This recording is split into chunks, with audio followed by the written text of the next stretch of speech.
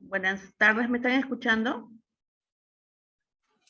Sí, doctora, buenas tardes. Gracias.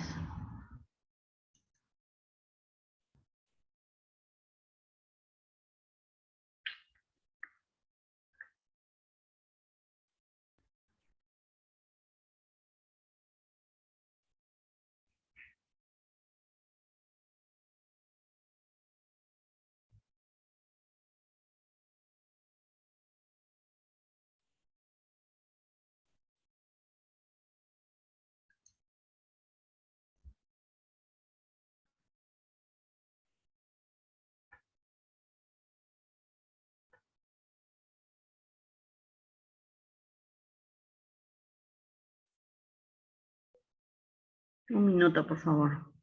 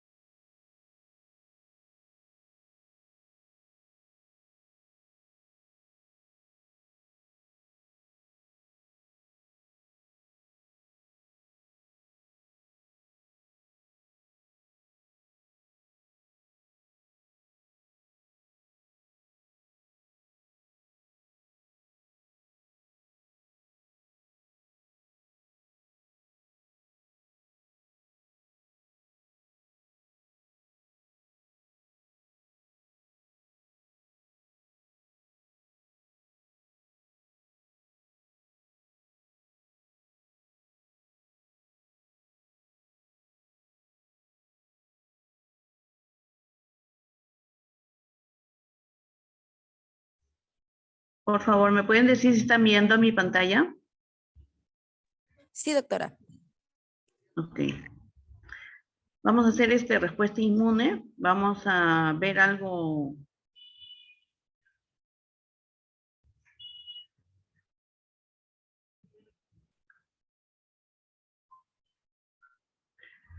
Vamos a ver, recordar algo de fisiología. Cómo es que actúa el mecanismo inmunológico frente a algunos patógenos y también algunas anormalidades en cuanto a la función de la respuesta inmunitaria.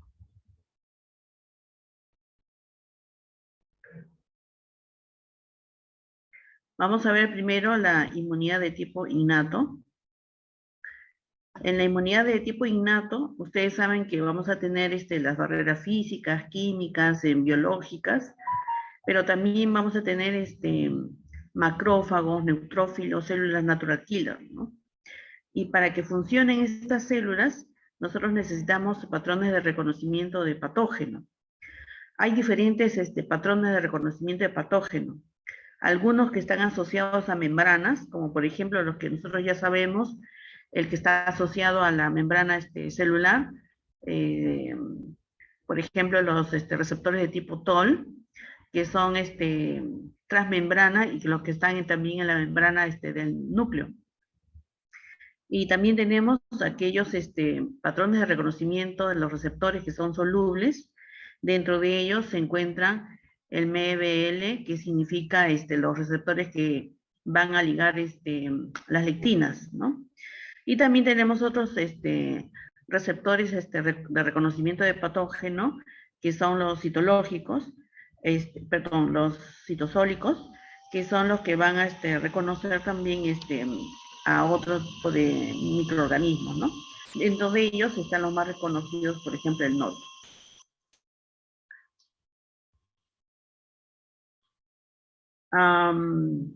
Entonces, tanto el macrófago como el neutrófilo van a reconocer bacterias o virus o parásitos o también sustancias nocivas, extrañas, a través de esos patrones de reconocimiento.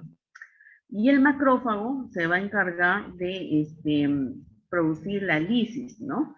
A través de muchos mecanismos. Igual que el neutrófilo. Acá vemos nosotros que el neutrófilo, una vez de que el macrófago se ha unido a esta sustancia y va a eliminar citocinas proinflamatorias, estas citocinas proinflamatorias van a mandar mensajes a estos neutrófilos para que puedan migrar, ¿no? Entonces acá tenemos, por ejemplo, la bacteria. La bacteria está fagocitada por el macrófago. El macrófago, como sabíamos nosotros, va a eliminar citocinas. Estas citocinas generalmente no son las citocinas proinflamatorias, como el factor de necrosis tumoral, alfa y la interleuquina 1. Y lo que va a hacer es mandar señales. Va a mandar señales al endotelio, para que el endotelio pueda activar ciertas sustancias como por ejemplo las selectinas que ven ustedes en la superficie del endotelio y las integrinas que también van a estar a nivel del neutrófilo, ¿no? Entonces, lo que va a hacer estas sustancias, las integrinas y las selectinas, el BICAM, el CICAM, etcétera, lo que van a hacer es hacer de que el neutrófilo se adhiera a la pared del endotelio y a través de estas selectinas vaya rodando en la pared del endotelio y que vaya transformando su citoesqueleto para que sea capaz de pasar a través de las células endoteliales y pueda producir también la llegada de estas células a través del endotelio hacia el sitio de la lesión. Además, entonces el neutrófilo lo que va a hacer es no solamente migrar, sino también va a eliminar ciertas sustancias a través de la degranulación, que son las mieloperoxidasas, ¿no? Que son sustancias vasoactivas. Además, también el neutrófilo va a producir citocinas, que son denominadas BAF y APRIL, y que van a activar a los linfocitos B a nivel del vaso.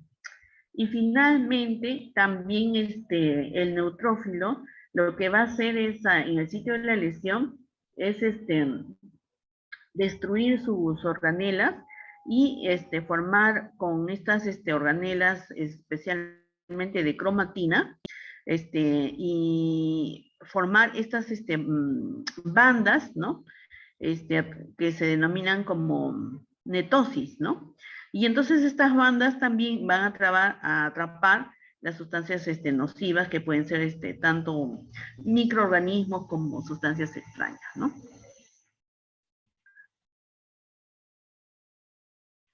Y como les dije, el macrófago también tiene propiedades que la van a hacer importante en la inmunidad de tipo innato, ¿no? Una vez que ingresan las sustancias nocivas a nivel del macrófago, tiene muchas particularidades que hacen que sea posible la destrucción de ya sea un microorganismo o una sustancia nociva. Dentro de ellas, a través de la NADPH oxidasa, va a producir radicales libres que van a destruir los microorganismos, ¿no? Además, también se va a producir un lisosoma. Se va a activar el lisosoma. Para que se active el lisosoma que contiene hidrolasas ácidas, necesita que se vuelva ácido este medio. Esta acidez lo logra a través del protón ATPasa, donde se va a producir el ingreso de iones hidrógeno y se va a producir la acidosis. Entonces, con este medio ácido, recién el fagolisosoma va a utilizar sus proteasas para también la destrucción de la bacteria, de lo que haya ingresado, ¿no?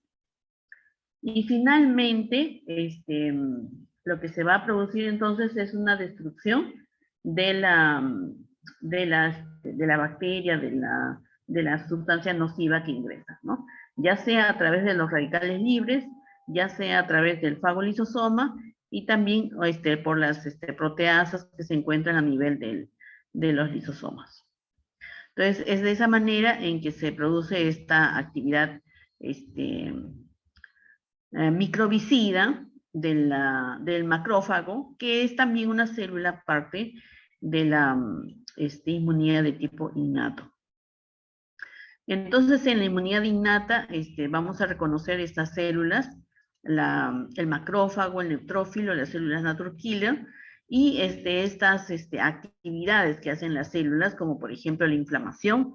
Ustedes saben que el neutrófilo y el macrófago también tienen la posibilidad de activar mediadores inflamatorios como la histamina para producir vasodilatación y aumento de la permeabilidad, y que saca líquido hacia el intersticio, produciendo entonces la inflamación.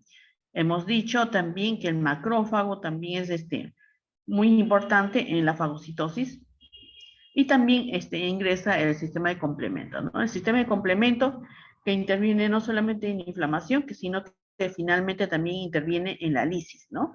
Cuando se activa el C6, C7, C8, C9, y se forma el complejo de ataque a la membrana que va a producir la lisis del microorganismo.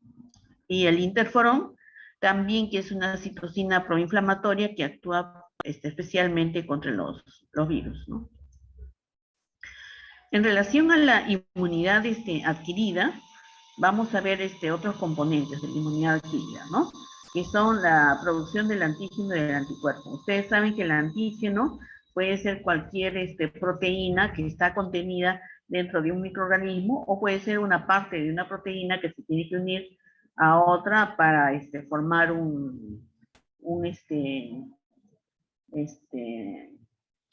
para tener una actividad de tipo antigénica, ¿no? Y este anticuerpo va a generar entonces posteriormente la producción de este antígeno va a formar fundamentalmente después la formación de anticuerpos, ¿no? Dentro de los anticuerpos estamos contando con IgG, A, M, D y E.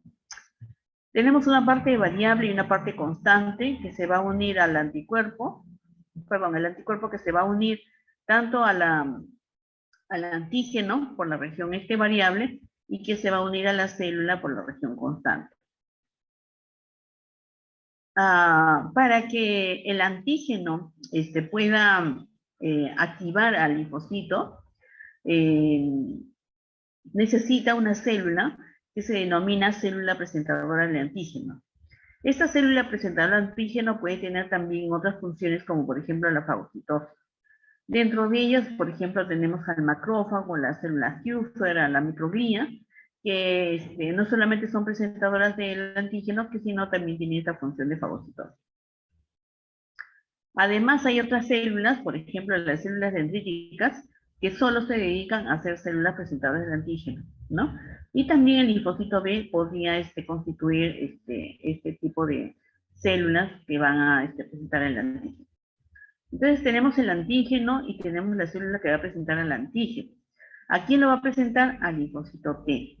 Para que presente al linfocito T, el linfocito T tiene que tener en su superficie un péptido antigénico que se llama complejo mayor de histocompatibilidad. ¿Cuál es la función de este complejo? Es el de decir que esta célula pertenece a este organismo, a este cuerpo, ¿no? Entonces, es como si fuese, por ejemplo, como si tuviese su DNI, ¿no?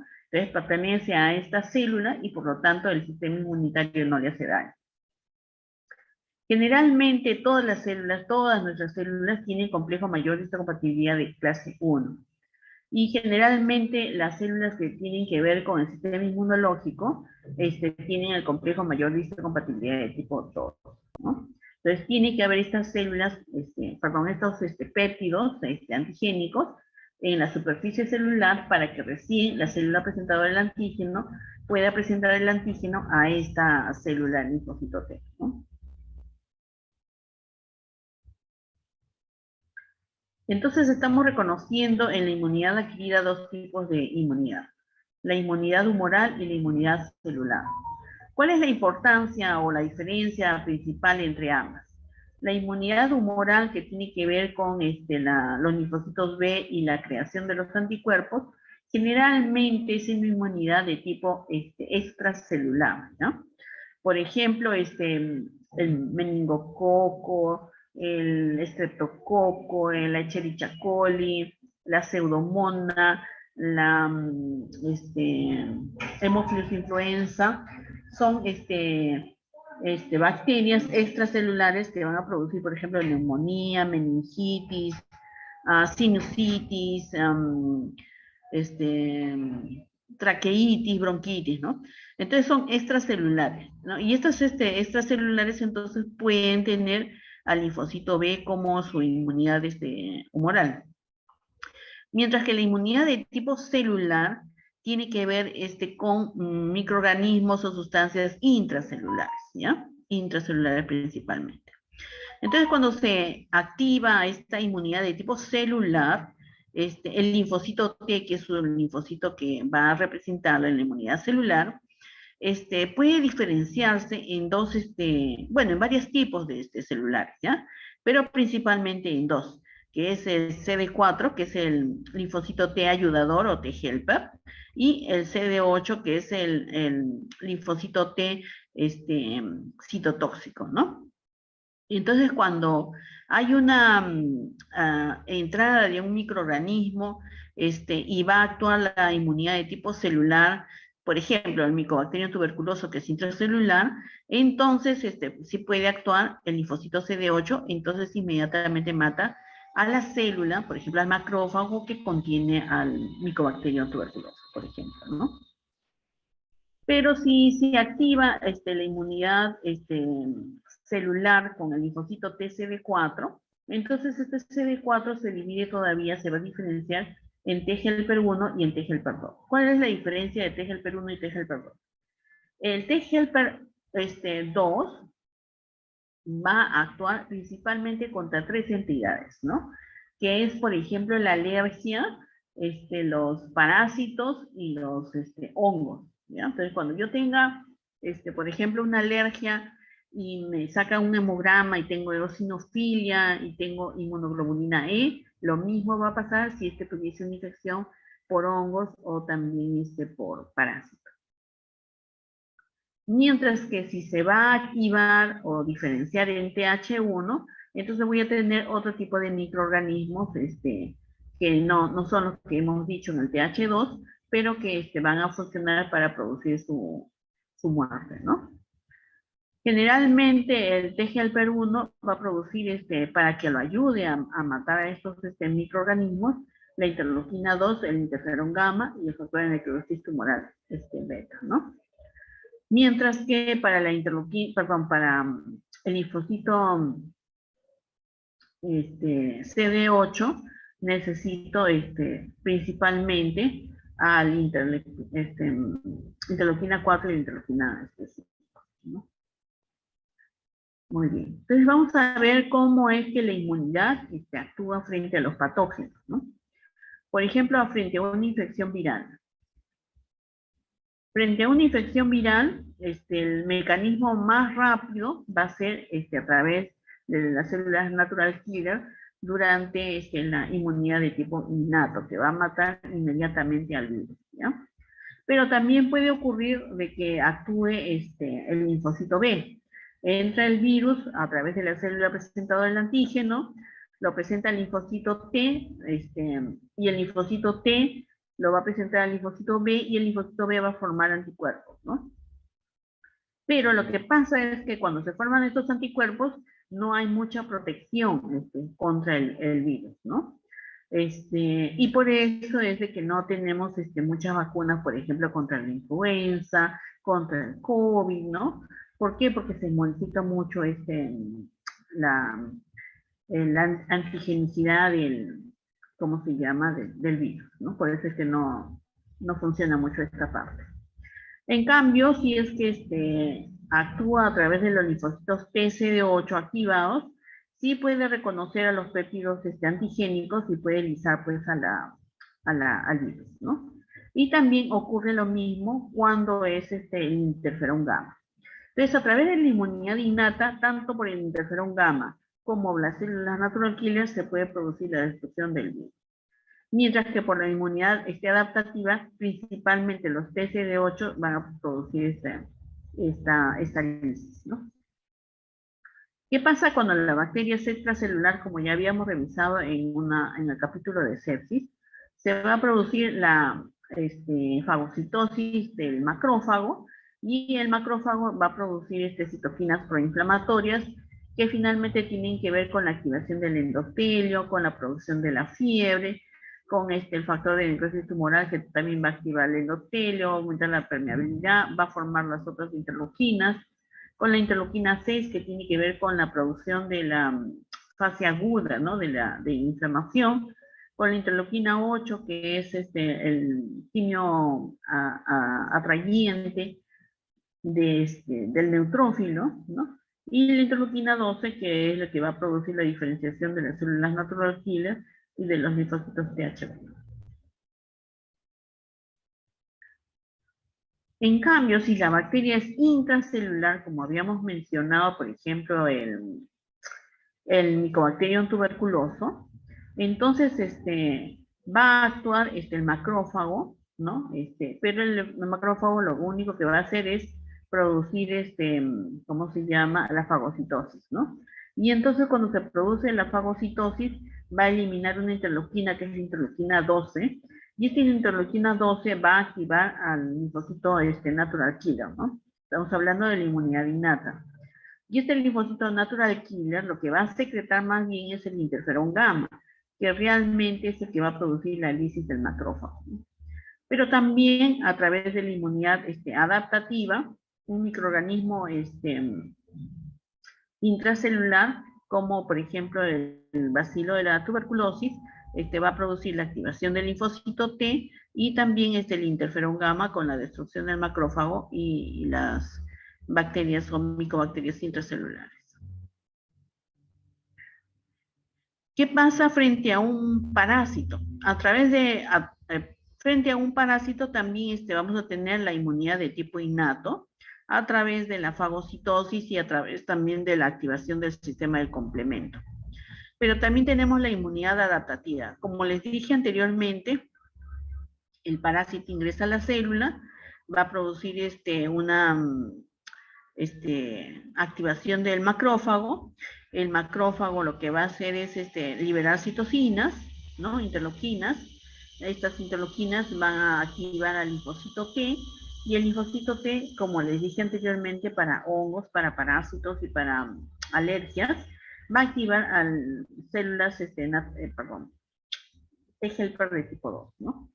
Estas T-helper de tipo 2 son las que van a actuar contra el parásito. Pero sin embargo, también la diferenciación en T-helper 1, a través del interferón gamma, a través de citocinas proinflamatorias, también se puede producir la eliminación del parásito. ¿Qué pasaría si yo tuviese interleuquina 10? Más bien se anula, ¿no? Se anula esta función del T-helper 2 y se produce una gran contaminación, una gran infestación de este parásito. Ahora vamos a ver qué anormalidades resultantes de la alteración de la respuesta inmunitaria, ya sea por exceso o por déficit, vamos a tener. Entonces acá tienen ustedes un cuadro sinóptico donde habla del sistema inmunitario, donde hay una respuesta defectuosa, una déficit de la respuesta de la inmunidad. Y a eso se le denomina inmunodeficiencia. Esta inmunodeficiencia puede ser primaria, es decir, puede uno nacer con esto, o puede ser secundaria, como por ejemplo en el SIDA, ¿no? Puede ser que el sistema inmunológico responde excesivamente, como por ejemplo una hipersensibilidad, ¿no? Cuando a veces, por ejemplo, las madres dicen, pero ¿por qué mi hijito tiene asma? ¿Qué le falta? ¿Qué vitamina le falta? Realmente no le falta, ¿no? Lo que hay es una respuesta excesiva, ¿no? Como por ejemplo en las hemólisis, en los rechazos de trasplante, en las alergias.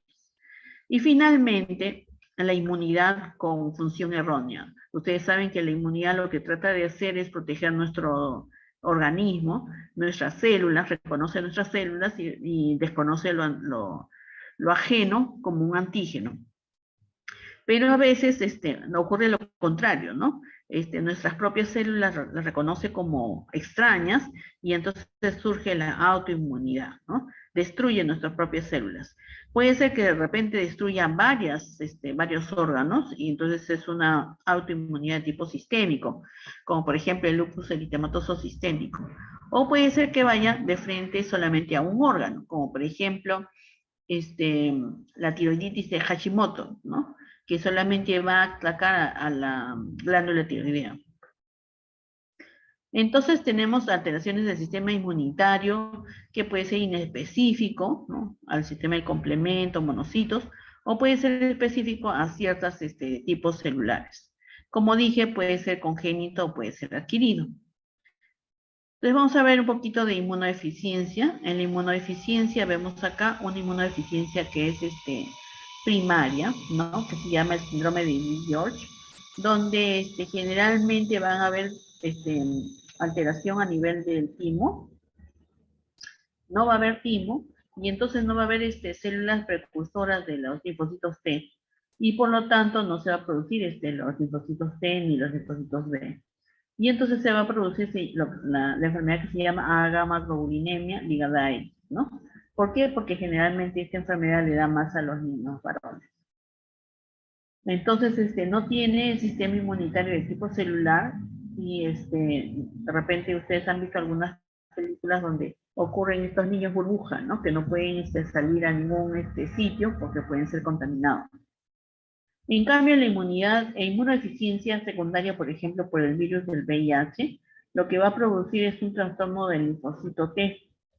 Va a entrar a la célula, el virus, va a producir una multiplicación de su ADN y entonces va a destruir al linfocito T, ¿no?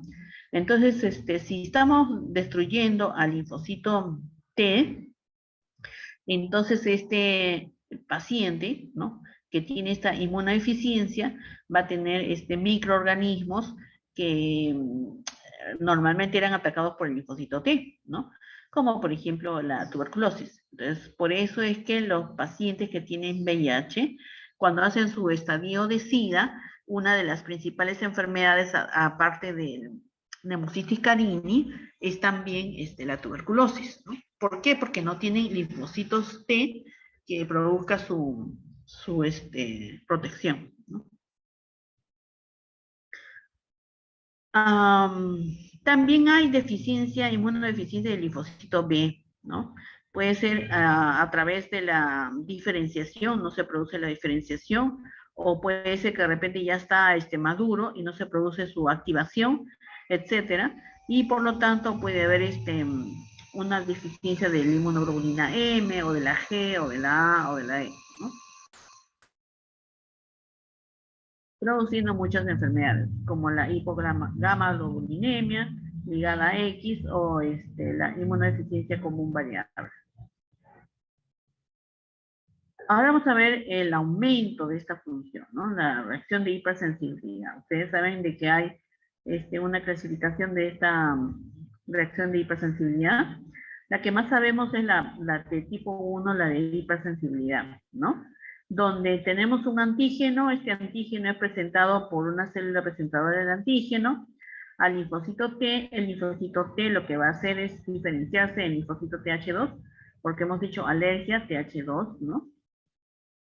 Y este linfocito TH2, a través de la interleuquina 4 y la interleuquina 13, va a producir la diferenciación del linfocito B.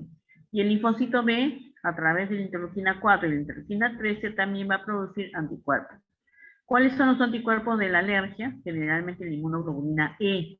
Esta inmunoglobulina E que va a producir a nivel del mastocito la degranulación de mediadores inflamatorios que finalmente van a producir, por ejemplo, la vasodilatación, el aumento de la permeabilidad.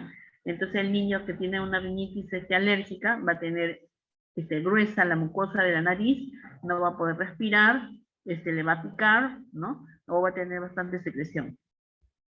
Pero sin embargo también este linfocito TH2 a través de la interleuquina 3 y la interleuquina 5 va a ir hacia la médula y va a producir también la síntesis de los eosinófilos, que son los que van a producir este proceso inflamatorio de una reacción de hipersensibilidad, ¿no? Con infiltración de leucocitos, daño epitelial.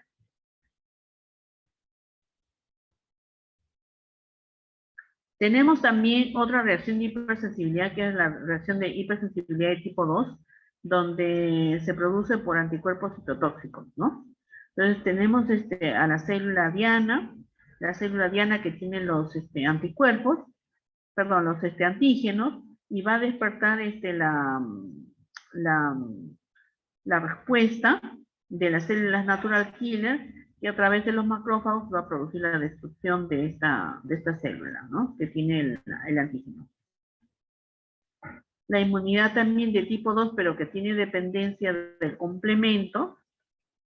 Nuevamente acá tenemos a la célula que tiene el antígeno, y va a formar la activación del linfocito T en el linfocito B. El linfocito B produce anticuerpos, se unen los anticuerpos, y entonces esta unión antígeno-anticuerpos, ¿se acuerdan ustedes de que es una de las vías de activación del complemento? Entonces se activa el complemento, hay producción de inflamación y finalmente de la destrucción de la célula. Entonces, ¿dónde se puede producir? En la tiroiditis de Hashimoto que habíamos mencionado, en la diabetes juvenil con una destrucción de los islotes de Langerhans, o u otras enfermedades que conocemos, ¿no? Tenemos también la reacción de hipersensibilidad de tipo 3, donde los antígenos están libres, los macrófagos no lo pueden destruir a este complejo antígeno-anticuerpo, ¿no? Entonces, tenemos acá los inmunocomplejos, ¿no? Que están libres, que van a ir hacia un tejido, y en el tejido, este complejo de antígeno-anticuerpo no puede ser destruido por el macrófago, y lo que van a hacer es activar el complemento y también una reacción inflamatoria, como por ejemplo en el lupus eritematoso, en la artritis reumatoidea. Y tenemos la última reacción de hipersensibilidad retardada de tipo 4, que se produce, por ejemplo, en la tuberculosis, ¿no? Donde tenemos una activación del CD4-CD8, se produce interleuquina 12, que va a favorecer la diferenciación de célula T helper de tipo 1, ¿no? A través del CD4. Y entonces se va a producir interferón gamma, que está acá, y va a producir entonces una activación tanto de macrófagos como de neutrófilos, ¿no? Y se activan las células CD8 natural killer. Entonces se va a formar un granuloma, ¿no? El granuloma que está conformado ya sea por macrófagos, linfocitos, fibroblastos, ¿no? Esto puede ser, por ejemplo, el granuloma de la tuberculosis, cuando después se va a producir una licuefacción de ese granuloma, la formación de una cavidad y el cápside, ¿no? Entonces, la destrucción que uno mira en una radiografía de un pulmón de un paciente que tiene tuberculosis no se debe no solamente al bacilo de la tuberculosis, sino se debe a toda esta reacción de hipersensibilidad que genera destrucción del pulmón, ¿no? Y finalmente la autoinmunidad. Acá vemos varias enfermedades sistémicas y enfermedades hematológicas o enfermedades específicas de algunos órganos, ¿no? Como por ejemplo la artritis reumatoidea, la esclerodermia, la anemia hemolítica inmunitaria, o por ejemplo la adrenalitis autoinmune o la enfermedad de Addison, ¿no? Donde ya sea las células T o las células B no reconocen a nuestras células, y entonces al no reconocerlas se va a producir una destrucción. Se dice que normalmente el macrófago debería de detectar al linfocito T que es anormal y que no está reconociendo a lo propio como propio. Y entonces este macrófago debería de destruir este linfocito, ¿no? Sin embargo, no lo destruye, y entonces se produce este crecimiento del linfocito con su función destructora. Esto se llama fenómeno de tolerancia. Entonces, el fenómeno de tolerancia es de tipo central y es de tipo periférico. ¿Cuándo es central? Cuando, por ejemplo, se sale el linfocito T de la médula y tiene que diferenciarse a nivel del timo. Pero el timo, por alguna circunstancia, no produce esta diferenciación y entonces, en lugar de destruir los linfocitos que salen anormales, no los destruye y estos ya salen a la circulación periférica, ¿no? Lo que normalmente debería hacer es apoptosis de los linfocitos que están desarrollándose mal, ¿no? O regulación a través de estos linfocitos. ¿Se acuerdan que hay linfocitos CD4, que son los ayudadores, los CD8, que son los citotóxicos, pero hay unos supresores? Entonces, estos linfocitos supresores son los que tratan de detener algún linfocito que va a desarrollarse anormalmente y va a destruir nuestras células. Pero también puede haber una falta de regulación de estos linfocitos reguladores, ¿no? Entonces, también se genera un trastorno de tolerancia periférica. Dentro de este trastorno de tolerancia periférica está la anergia.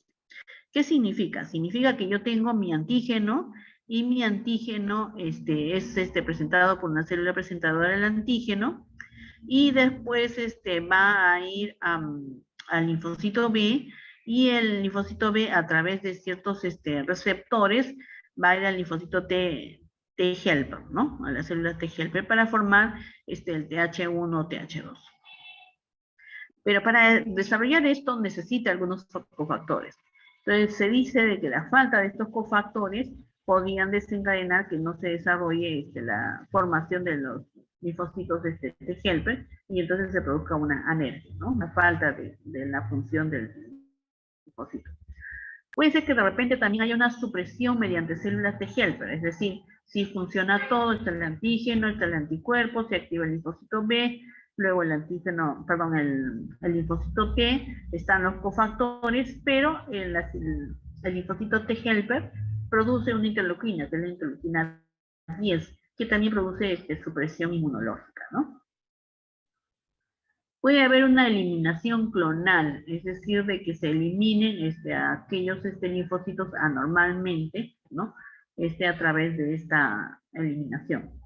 O puede ser que de repente haya sitios inmunoprivilegiados. Por ejemplo, se dice de que el ojo, el testículo, el cerebro, no tiene esta inmunogenicidad que nos puede producir autoinmunidad, ¿no? No hay una enfermedad, por ejemplo, que produzca autoinmunidad del cerebro, no, que la destruya, no hay forma, ¿no?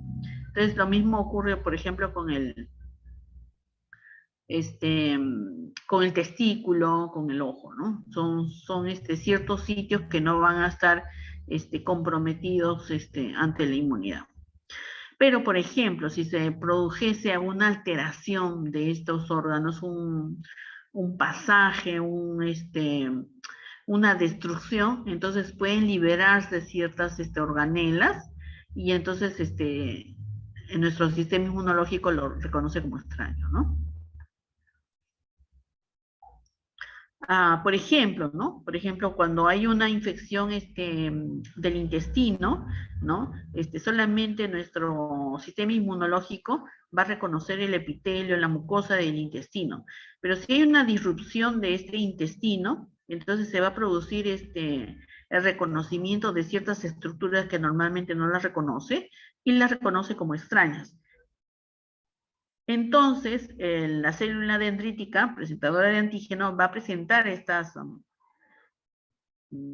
organelas, ¿no? Que normalmente no las conoce el sistema inmunológico, y se va a formar entonces anticuerpos contra las células del intestino, como por ejemplo en la enfermedad de Crohn, ¿no? En la colitis ulcerativa. Entonces, ¿cuáles son los principales mecanismos de la autoinmunidad? Anormalidades del linfocito que hemos hablado, también hay factores genéticos, hay el rol de infecciones que ya estamos hablando con el intestino, hay factores hormonales también, porque hay ciertas enfermedades autoinmunes que solamente dan con predominancia en las mujeres, ¿no? Como el lupus, por ejemplo, ¿no? Y factores patogénicos, por ejemplo, hay poliendocrinopatías, ¿no? O sea, el paciente que tiene diabetes también tiene hipotiroidismo y también tiene otras enfermedades de tipo este mismo. Ya hemos dicho allá. Y también hay un mecanismo por el cual las infecciones van a producir también autoinmunidad. Como por ejemplo esa epidemia que tuvimos pequeña de Guillain-Barré, ¿no? Donde se dice de que el Campylobacter, que es un microorganismo, ingresa al intestino y entonces lo disrumpe al intestino y entonces produce una autoinmunidad. O como por ejemplo también el estreptococo, cuando ingresa, produce una reacción contra el estreptococo y la formación de los anticuerpos ya no van contra el estreptococo, sino contra otros estructuras anatómicas, como por ejemplo las válvulas, las serosas, que tienen similitud, por eso se llama mimetismo, tiene similitud con los antígenos del estreptococo y entonces se va a producir anticuerpos contra las válvulas del corazón, contra la membrana glomerular del riñón, contra las sinovias también, ¿no? Y también el rechazo al trasplante, ¿no? El rechazo al trasplante es cuando una persona recibe el órgano de otra persona, ¿no? O de otro tipo de especie, ¿no? Entonces, como les dije, los complejos mayor histocompatibilidad 1 y 2 se van a encontrar presentes en los órganos extraños que los va a reconocer nuestra inmunidad. Entonces, al reconocerlos a través de la célula dendrítica, va a producir la activación del CD8 con la destrucción o la CD4 con la producción de citoquinas proinflamatorias, o también lo va a presentar al linfocito B para formar anticuerpos contra el órgano que es trasplantado. Muy bien. ¿Alguna pregunta?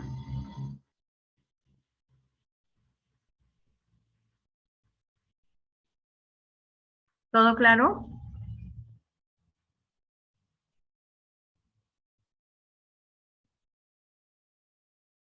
Me imagino que sí, ¿no?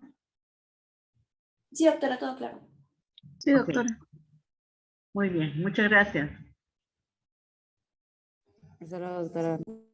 Hasta luego. Gracias, doctora. Gracias a ustedes. Gracias, doctora. Hasta luego. Hasta luego.